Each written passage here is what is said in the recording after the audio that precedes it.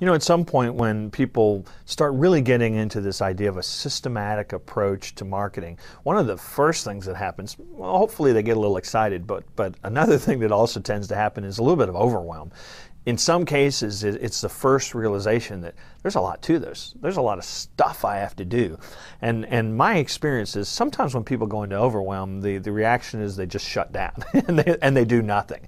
And so that's the point where I really like to tell people, you know, relax. I mean, do you plan? How many of you plan to be in business more than a couple months, right? You can take some time to do this. So what I suggest is that everybody go out and get just the largest calendar they could find and hang it up on the wall. And the idea is that marketing needs to become a habit. It's not something you do because you went to a workshop or you read a book and now you get all whooped up about it. It needs to pervade your business. It needs to be a much larger part of your business than it is today. And the only way that's going to happen is if you actually spend time every day, every week, and every month focused on it. Now that doesn't mean you can just throw out, abdicate everything else you've been doing. I understand that. But if you're going to make it a more significant part of your business, then you need to make it a habit. And what I have found is one of the best ways to do that is to use this calendar and to actually take the calendar and say, okay, we want to create a marketing kit. We need a website. We want to really ramp up our PR efforts. I mean, all the things that you know you need to do, and assign each one of them a theme maybe, or each month, I should say, a theme, so that you can tackle July is going to be our website month. August is going to be our marketing kit month. Space it out. You may look at it and say, well, gosh, this is going to take us a year to get some of the things done, but that's okay because you're doing them right. You're doing them for the long term. So take the time and space it out. Now then take each month and break it into some weekly action steps. What needs to get done this week so that we stay on pace? And then the last thing I like to tell people to do, and this can be the owner of the business, this can be whoever's charged with marketing, that you actually make appointments with yourself or with your team or with a vendor or a supplier, and you make those, maybe every day. And maybe it's a 45-minute appointment, but book it off in your calendar, because one of the things I have found is that if you wait to the end of the day, you wait to the end of the week, something else has stepped on it and got in the way and called and cried a little louder than marketing did. And so if you block that out, it's like having an appointment with a client or a prospect.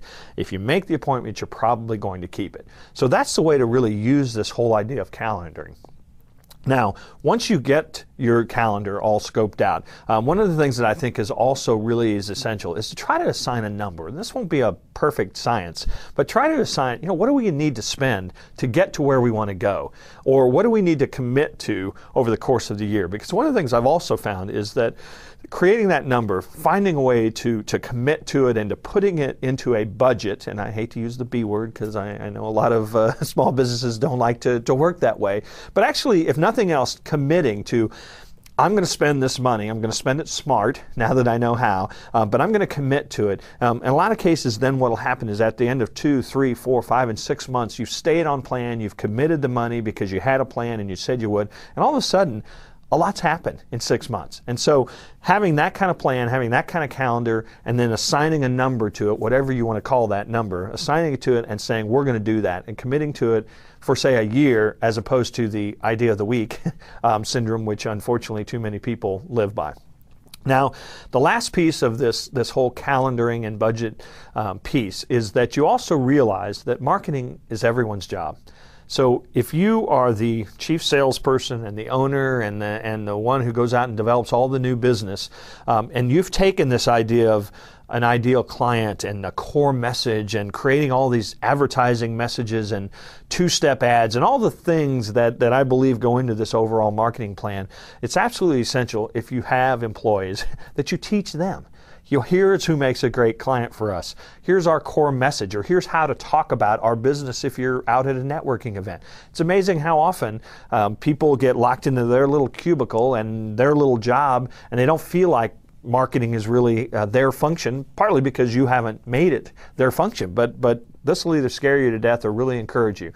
Any way, shape, and form in which your business comes into contact with a prospect or a client, that person, that way in which it comes into contact is performing a marketing function.